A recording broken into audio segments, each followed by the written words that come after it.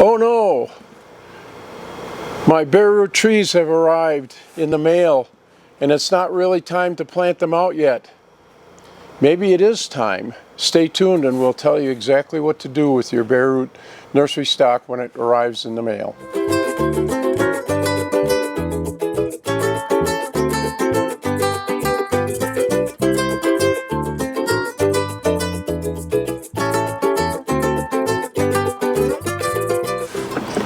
I thought we should do a video on the bare root nursery stock because we're starting to ship out the bare root nursery stock, and in order to make everybody happy we have to ship out things sometimes maybe a little bit too soon, but bare root nursery stock can be stored for a while. So I put together a package, a typical package that would come in the mail with a tree in it, and we're going to discuss what we should be doing with the package when it arrives. So this package came in the mail this morning, and what we want to do is we want to get it out of the package and check it to make sure that everything is in there and is okay. So what I'm going to do, the first thing you should remember is because we push the trees into the package, instead of trying to get it out the top, you should probably pull it from the bottom. So I'll get my knife out here and we'll open the package on the bottom.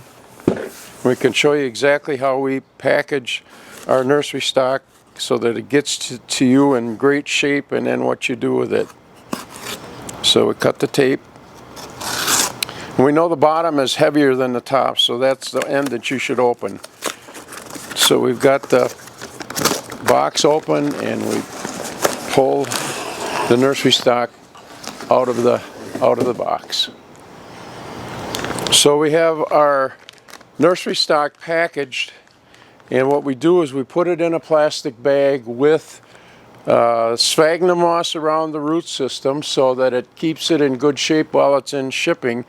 And if the nursery stock does arrive a little early, all you basically do is open the package and put it in your garage or in a building that's not going to freeze but is cool. And you can store bare root nursery stock for up to 3 weeks without any problem at all.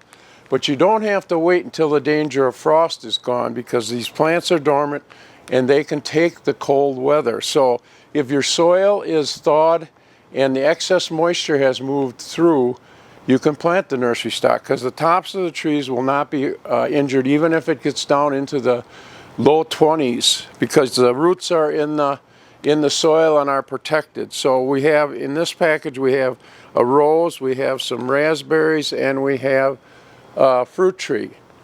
So if you're going to store it, just open the bag a little bit and put some moisture in it, maybe 2 or 3 times a week, just so that the roots don't dry out. Then the day before you're going to plant it, you should take it out of the plastic and put it in a pail of water.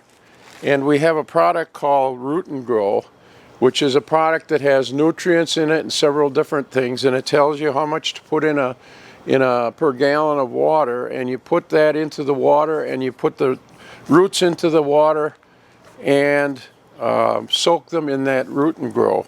When the 24 hours are up, you take it out of the pail, the plants have been soaked. You go out to where they're going to be planted and you dig a hole big enough so that you're not bending any of the roots to get it into the hole. With the fruit tree, you should plant it at the same depth that it came out of the nursery, which means that the graft union will probably be 6 inches above the ground.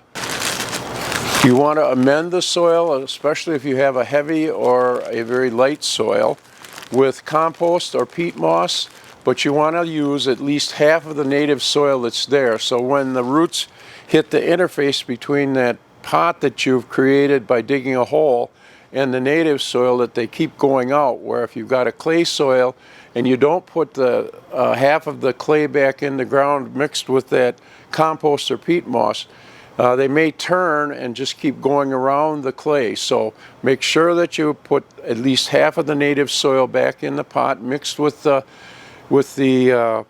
compost or peat moss. We also recommend putting in 3 to 5 of these fertilizer pellets, which give them some fertilizer for 3 to 5 years. It's in a very slow release form.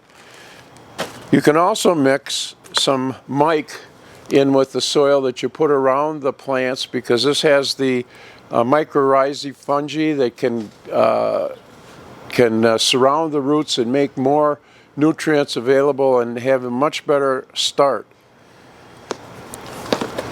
Then with the fruit trees, we have these tree spirals that will spring back into shape once they're placed around the tree. And the reason we do that is to protect the bark from rodents that are in the area, and in the wintertime it also protects the plant from the sun-scald, it's called southwest injury, that it can get in the wintertime. So these are very good. You should remove them once a year and put them back on, and you put them on and leave them on until the corky bark of the adult tree starts to come through the juvenile bark. With the raspberries, you want to plant them at exactly the same depth that the raspberries were when they were in the soil, which means there's probably an inch or less of soil over the root system. If you plant them 6 inches deep, they probably will not even start. Maybe half of them will start, but plant them very shallow. With the roses, you want to plant them so that the graft union is above ground. If it's an own root rose, you plant it at the depth that it came out of the nursery.